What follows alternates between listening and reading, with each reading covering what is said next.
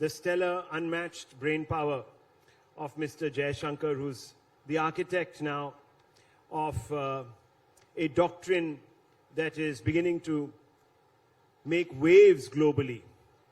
So viewers, thank you very much. Put your hands together for Mr. Jaishankar, who's made the time. He's been crisscrossing the world, but he's found a little bit of time for Times Now. Thank you very much. Mr. Jaishankar, you've just come back from Bali.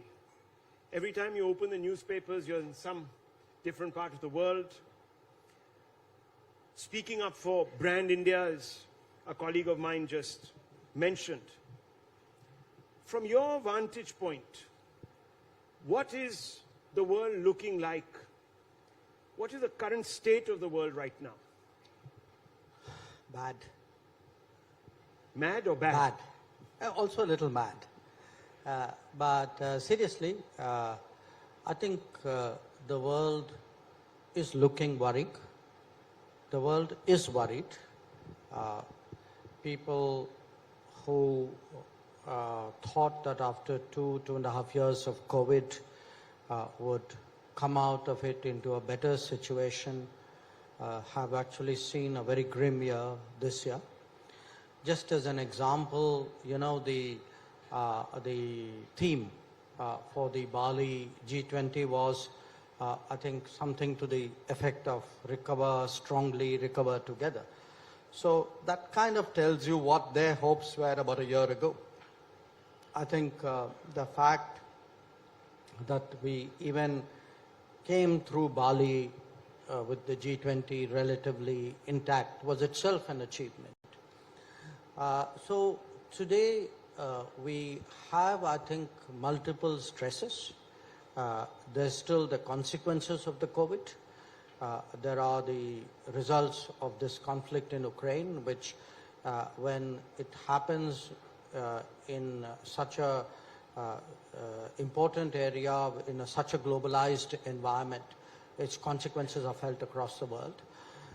We're also seeing, you know, the regularity of climate emergencies, climate events affecting the routine nature of how the global economy functions. So here's the difference. 15 years ago, let's say before 2008 especially, but even after that, you would say, I have this wonderful globalized world, everything is going to work very seamlessly. Okay, I will build in some occasions when some things will go wrong.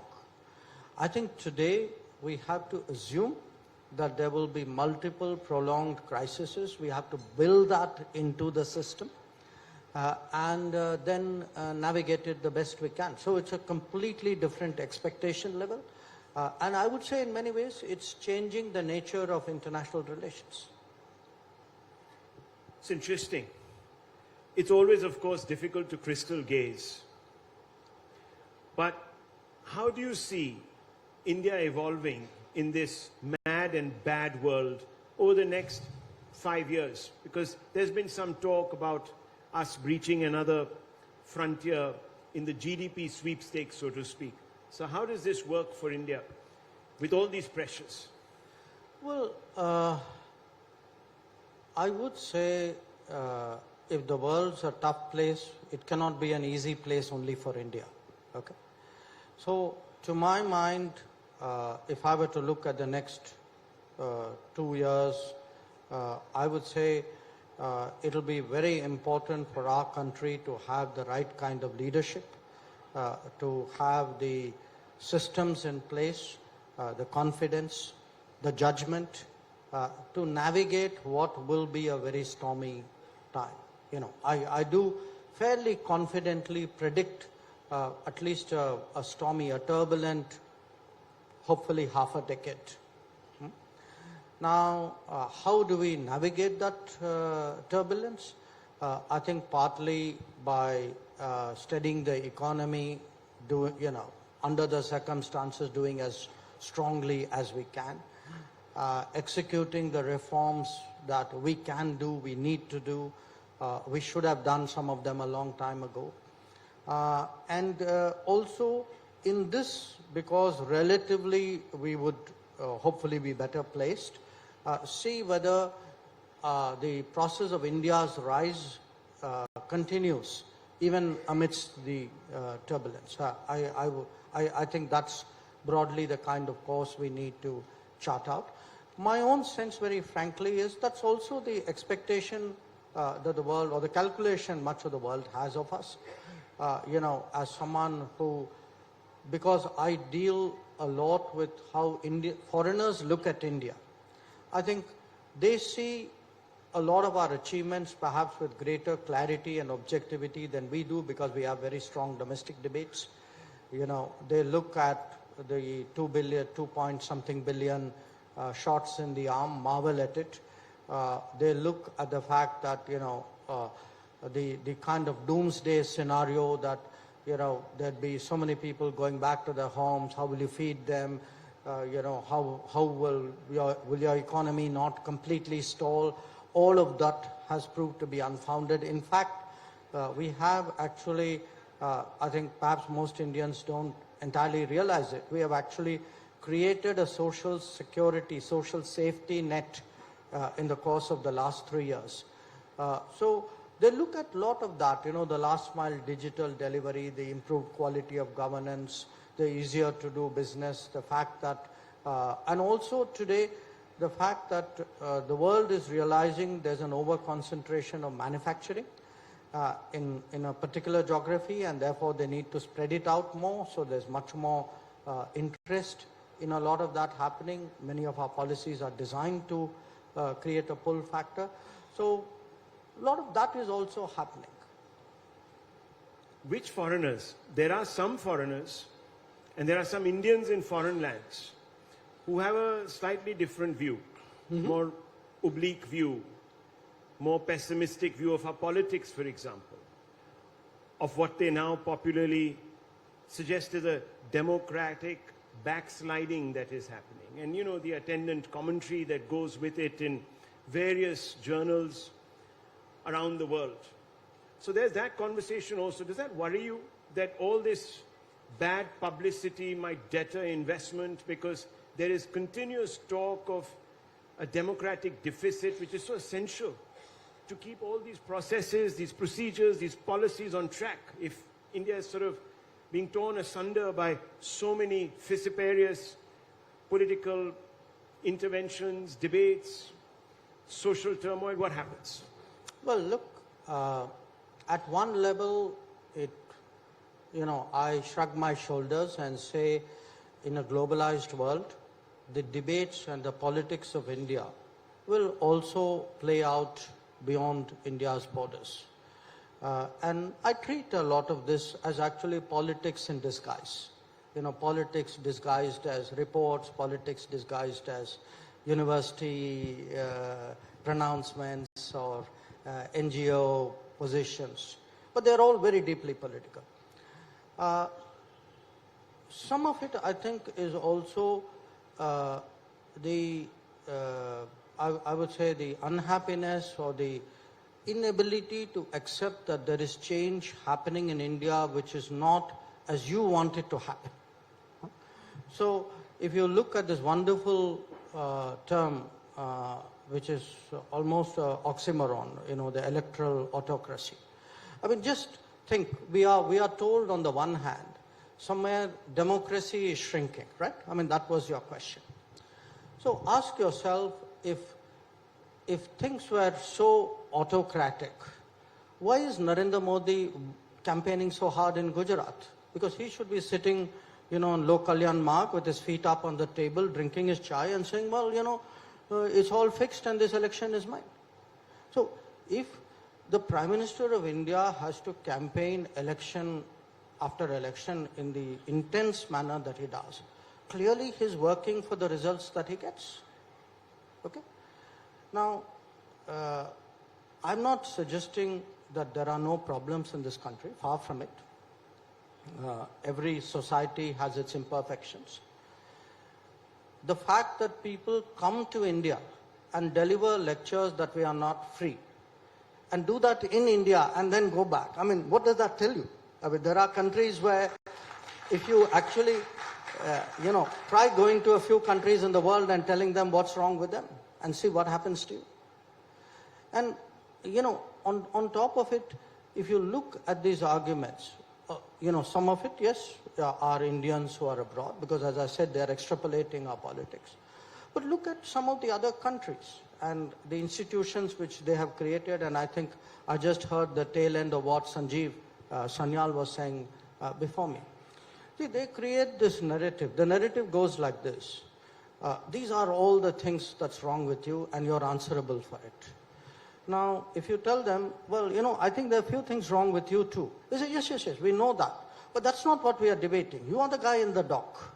You are answerable. I'm the guy asking questions. It doesn't work the other way around. So, it is part today of a larger, I would say, a political, almost ideological debate which is going on in the world. It's played out in different parts of the world differently with different issues.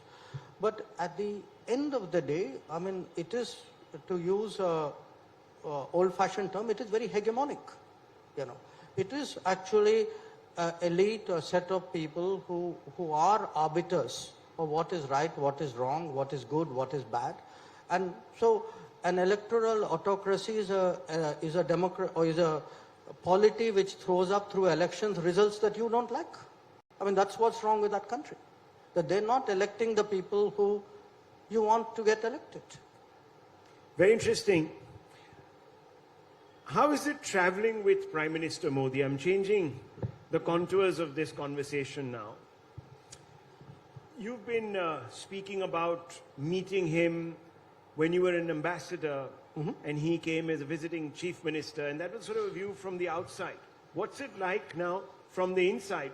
What does Team Modi do that includes you now while planning for such high-stakes meetings, for example? No. So what's the question in a sense? What is the process, or what is it like? What's the process? What is it like to be? Well, look, he's been able to establish a lot of personal connections with a lot of world leaders. They're reciprocating and saying that he is an amazing leader and this, that, the other. You've seen the headlines and we've all read them. So there's that aspect of it. How much of your outreach, your planning is centered around his views? How receptive is he to the policy experts? How does it all work? Well, that's very complicated and probably a very long story, but I'd give you a kind of sports analogy if I might. Okay. Even if you're a natural player, perhaps especially if you're a natural player, you have to spend a lot of time on the nets to get your game right. Now, in the case of the Prime Minister, yes, he has a flair, he has an ability to connect, he has a persona, he has a view, he has a tremendous expressiveness. All of that is true. That's the bit which all of you see. But he is also an extremely well-prepared person, very thorough, very hardworking. So, since we are talking Bali, let us say, typically it would be, okay, before you hit a conference, weeks before that, you would already have started preparation. This is where we're going. Those are the people we're meeting. These are the big issues. So, how do you prepare for those? Typically, a lot of our time on the plane is spent, there's actually a conference kind of table on the plane. We actually, sometimes people ask me, so why do you look so tired getting off a plane? Mostly because a lot of it is spent on that conference table. And I actually like my sleep. And he does a lot of, pre-meeting, post-meeting, because it's not just like a meeting is over and we are done with that. It is like, okay, very quick, how did it go? What is the further steps? So the continuous brief, debrief, correct, prepare, update, it's a sort of, it's a process. And it is something that keeps you on the toes, because in order for us to work with him, we have, there's a back end to what we do. So in a sense, I would say, there's a kind of a team system that also he harnesses very well. I mean, he's by nature very much of a team person. And quite honestly, I would say perhaps his strength that I have seen is a willingness to actually ask a lot of questions and to listen to a lot of things. He's a very good listener. Never ever forget that. How much of this came into play when you had to draft this very tricky G20 resolution? We know the backstory a little bit, but I would like to hear it from you. No, I mean, the American NSA put it down to... In the Bali Yes, thing. I mean, India is sort of being... Look, a lot of it actually had started happening even before we hit Bali. Because if you look at it, essentially there was a part about, it's not an era of war. There was a part about how do you describe what the Russian actions were in a way in which others also accepted it. There was a bit about the nuclear, the concerns on the nuclear front. So some of it was actually, I would say days, even weeks ahead of the conference. You may recall, for example, I had gone about a week before, maybe more than a week before, to Moscow. And one of the reasons, again, I went was actually to partly prepare for a kind of landing ground, a common landing ground in Bali. So when you read about meetings which take place, Prime Minister calling up people or talking to people, often these are conversations which feed into what is an eventual outcome. Now, it wasn't only, a matter of getting the, 4 paragraphs right. We actually had even issues out there in the conference. You sort of do a lot of it by trying to make yourself acceptable to a wide group of nations and trying to bridge the gap, for which, by the way, when they use the word honest broker, the important word is honest. I mean, your sincerity, your commitment needs to be on display. Well, that's very interesting, because obviously we've taken over now the presidency of G20. The Ukraine war is still looking like a morass that is not going to resolve itself very soon. There will be pressures. We have a moral core at our foreign policy that dictates the contours of how we relate between nations.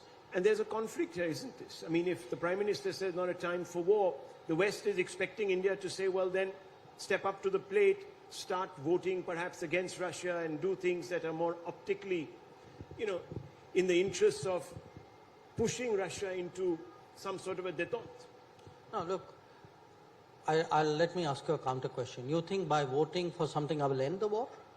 So what is actually my goal? Is my goal to sort of score points, or is my goal to actually get an outcome? I would suggest to you that, in a very polarized situation, if you actually sort of go with the flow of the debate, when it comes to the real issues, you would not be relevant. You would not be relevant because you would be part of the polarization. That when countries look for the middle ground, had I done all the things that you were saying, I would have been of no use to anybody, including myself in Bali. I mean, I had a role in Bali precisely because, different countries. I mean, if the Russians had good things to say about us, and the Americans had good things to say, and the Europeans had good things to say, and so did a number of other countries, it is because at the end of the day, people know the way I am approaching this conflict is how do I find a way of ending it? Not how do I vote in a particular issue on a particular day and then say it's not my problem. So I think I've taken a bigger in a sense, a bigger view, a longer view, a more serious view of the problem. And I have positioned myself accordingly. And I would say, to some degree, the events in Bali have borne out the correctness of the Prime Minister's judgment on this. It's very interesting because it depends, obviously, on what is being sought. What issue is it that the West wants India to step up to the plate, so to speak? No, but why should I step up to what the West wants? I will step up to what I want, no? I mean, look, I have a fundamental problem with how this entire debate is being framed. Because it goes back to the earlier questions you are asking, which is, you know, a set of people say, by the way, this is the right thing to do and why aren't you doing it? So I am not running a foreign policy for the demands of other countries and other people. I'm running a foreign policy for what I think is globally good and what is in my country's interest. And I believe today that if you look at now it's what, 8 months, 9 months since the conflict started.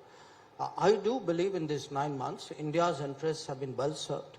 I believe today that we have today a credible position as a country which is an advocate of sobriety, which has credibility, which wants the conflict to end, which is capable of working with other countries. There are some other countries like us. We're not alone in this. And I think that's the right thing to do. Now, if that doesn't meet every expectation of some Western countries or many Western countries, I'd say, well, frankly, tough luck. It's interesting because you're also part of a Quad, and some of the member states of the Quad have an expectation. They've taken a position. How does that square with these alliances? I know you've spoken about plurilateralism. Look, if, let us say, you say some members of the Quad have an expectation. Okay, I also have an expectation of the world. So tell me, what are these expectations? No, I'll give you an example. Yeah. I have a neighbor who practices terrorism day in, day out. Why don't all of them sign up for everything that I am saying? Why don't they have identical positions with me on terrorism? You know, where is group unity when it comes to that? And that, by the way, is a much older problem. So, look, you can't, you know, the Quad was never envisaged as 4 countries having identity or positions on all issues in the world. The Quad is an exercise of convergence where in the Indo-Pacific, we have, a lot of common interests and an ability to work together. Even in the Indo-Pacific, we may not agree on everything, but we have substantial agreement. But there would be other areas. You picked Ukraine. I could as well pick Pakistan or Afghanistan and say, okay, why aren't you all endorsing India's position? But many of them are not. I mean, some of them don't even endorse my map. Forget about my position. That's a very interesting point. Yes, of course, you're right. But in the context of this, the expectations, we've just seen US President Biden sign up with Pakistan a deal to provide them military hardware for the upkeep of their existing weapon systems, aircraft, etc. That must have made you look a little askance. You must have said, this is a bit hypocritical. They expect me to do their bidding in this theater, but when it comes to honoring my expectations, they seem to be moving closer in a direction that I don't want them to. Did that go through your mind, or you said, well, this is just the way the cookie crumbles? A lot of things went through my mind. I'm not sure I would repeat the exact words that I did, but look. No, what were these words? These sound like interesting words. Pakistan is an issue on which, historically, we have had differences with Western countries. The differences may have increased or decreased, but the differences have never gone away. You know, for whatever reason, different Western countries have perceived a utility for Pakistan in their larger calculations, and therefore often practice policies and do actions which are against our interests and obviously with which we are deeply concerned. So I have today built a relationship with the major Western countries, or you can say broadly with the West, recognizing that this is an issue on which I do not have agreement. That there will always, it will be my endeavor to try to persuade them to see it the way I do. And, there will be issues on which they have been, Western countries have been very strongly supportive of us. Say, for example, if I were to look at 26/11, anniversary is tomorrow, and I look at, which are the countries who are supporting listing of wanted terrorists, wanted in the context of 26/11 in the UN procedure, many of those are Western countries, and I acknowledge that. So I have a mixed bag. Look, in international relations, it's very rare, almost impossible for two countries to have identical positions on all the issues of the world. And especially the bigger you are and the more a diversity of interests you have, there will be overlaps of positions. There will be, as we say, it is convergence, it is not congruence. So my school geometry still serves me well. So there isn't a perfect overlap. And I have to live with it like they have to live with it. My point in recent months is, look, guys, I have lived with a lot of things you've done and said which I don't like. Now, sometimes you will maybe hear some of that from me too. Live with it. Live with it. Independent foreign policy. Let me come back to this listings you mentioned, and we know that there is one obstacle in the way of listing of terrorist entities, especially in the UN, and that's China. Mm-hmm. China, that obviously is not just some sort of a regional player, and it has interests, a big country. And it's not just a neighborhood issue, is it, between India and China? How do you define this problem? Just recently, in the Bali conference, the opposition here, for example, said, Prime Minister, when he met Xi Jinping, unko laal aankhein nahi dikhain. Laal aankhein was the word that was trending and this, that, the other. So there's an expectation here from the opposition, from others, who say, oh, we need to be more hectoring of China, we need to be more in their face. This is said by people who went to the Beijing Olympics. So, no, I'm just trying to understand it. Is it a rhetorical question? Because it most certainly looks like one. Well, the usual opposition voices that have been repeatedly making themselves heard. I'm not saying the usual suspects. I'm not disparaging of the opposition. All I'm saying is that there are a group of leaders who did express a great disappointment at the fact that the Prime Minister didn't collar Xi Jinping or whatever they imagined he would be doing. So there's that. And there's, of course, the China question. Can we talk a little bit about that? Look, when it comes to China, there is the reality of China, the second biggest economy in the world, our proximate neighbor, but also one with whom we've had, to put it politely, a difficult history, where we've had conflict. We have a very major boundary dispute, and where on many issues of high importance to us, they have not been supportive. This could be our quest for permanent membership of the UN Security Council and reform of the UN. It could be our candidature for becoming a member of the Nuclear Suppliers Group, or it could be those issues you mentioned, listing of UN terrorists, and it could be something far more basic. And this is something which goes back to the 1950s and 60s, which is their relationship with Pakistan. And how that relationship in Pakistan, with Pakistan, actually affects the security interests of India. These are out there. We all know that these are out there. Now, to my mind, the right way of dealing with it is to be firm when you have to be firm. So, if you have to move troops up to the border to deal with what they are trying to do, you should do that. On issues where they do not support or undermine our interests, to be frank about it and to be public about it where required. I don't say public about it all the time, but where diplomacy requires it, it's often useful to be public. Where you feel there's still room for progress, I would say maybe I'd find a different way of handling it. And at the same time, maintain, I would say the decorum and the dignity of how, leaders behave. I think that is how this is managed, and I think that's exactly how this has happened. Now, there are people, who can take positions, I guess, especially if they're free of responsibility, you can be pretty casual or thoughtless about what you say.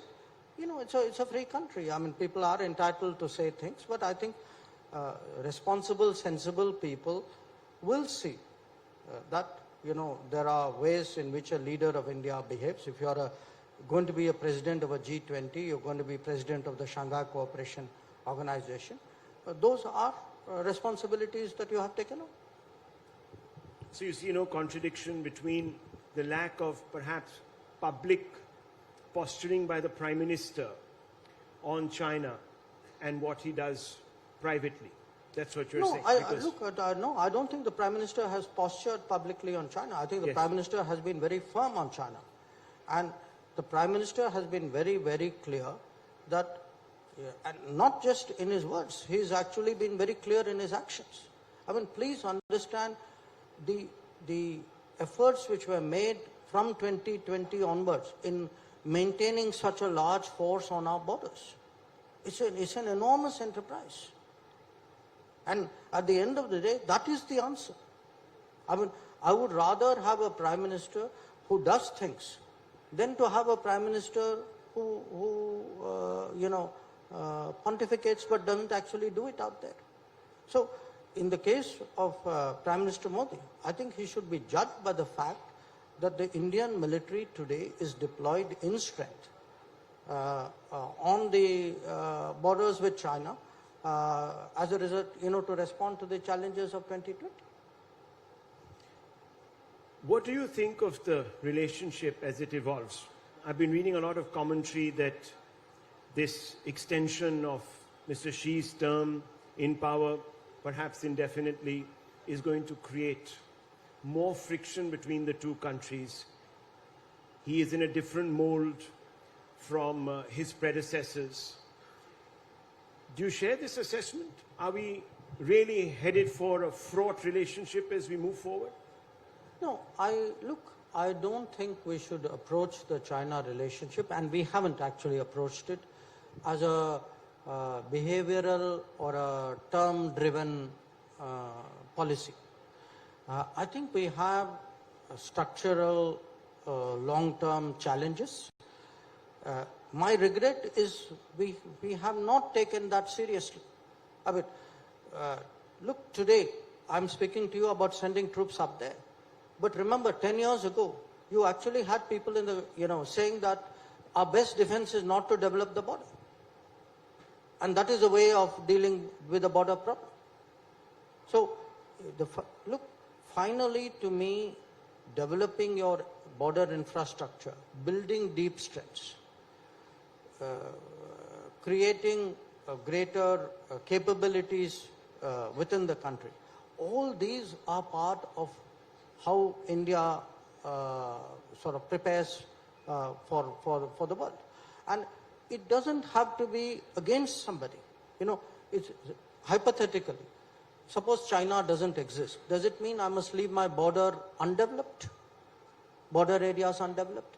Does it mean I should not build up my manufacturing and my industrial capability? So it's not like you have to have an adversary or an animosity to do it. I think this is part of how, big powers develop. And if it is our aspiration to be a leading power, I think it's important to not just behave like one and act and talk like one, but it is equally important to do the things on the ground, in the country. When I look at reform in the country, for me, there's a direct connection between the reform and our foreign policy standing. When you asked at the beginning, how does the world see India and Prime Minister Modi? The world sees Prime Minister Modi as someone who's prepared to do tough things at home in order to prepare India for what is to come. And that for them is a big change. What is to come? What are going to be the areas of contestations as we move forward on this?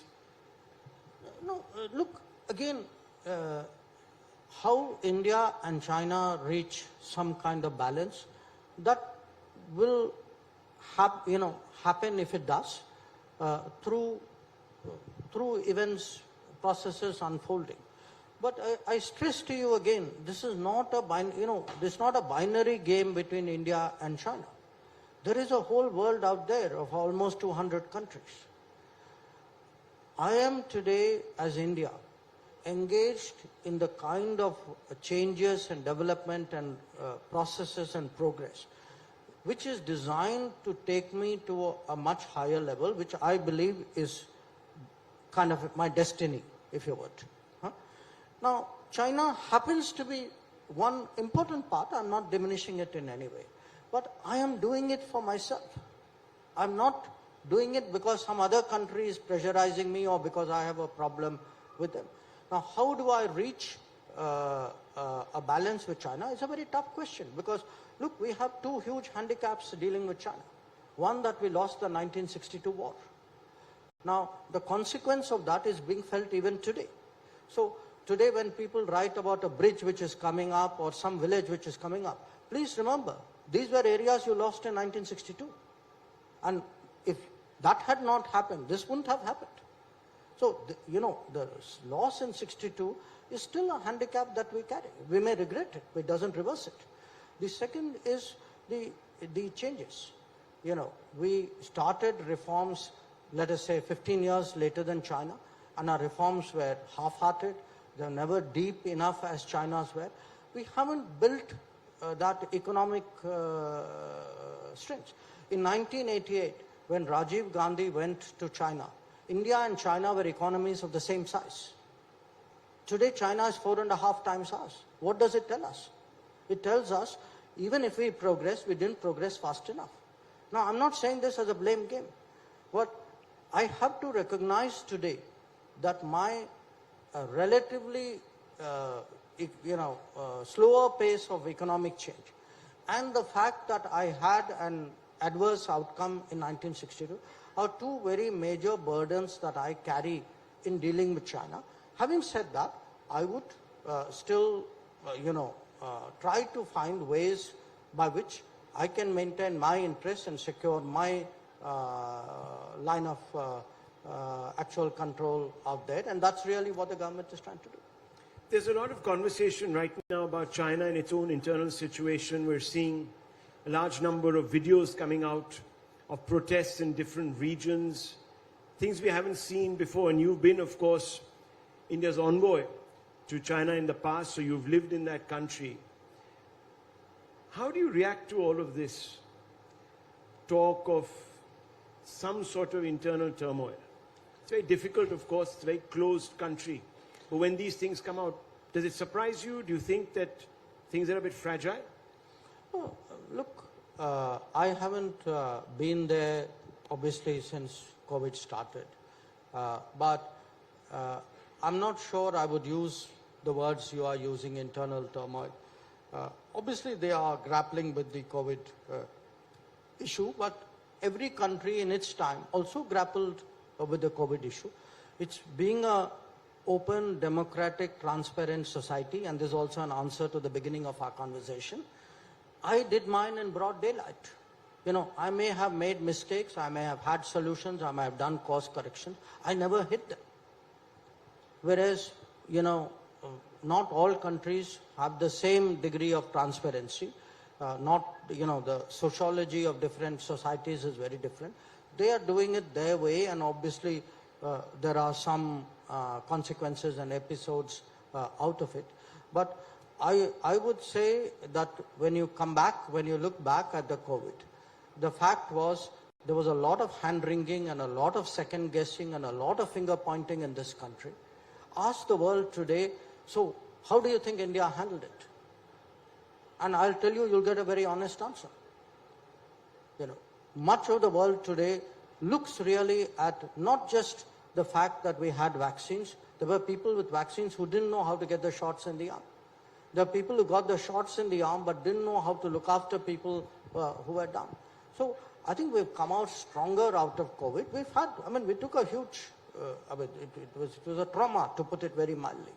But when you look at some of these episodes, I think an Indian with foreign policy interests who'd like to compare their own government and their own system with what is happening with the rest of the world needs to reflect on it. Thank you very much, Dr. Jaishankar. Thank you very much for speaking to us. This has been a very enlightening conversation, as it always is, and a pleasure. And I'm sure the audience has taken away a lot from this exchange. Thank you. Thank you so much.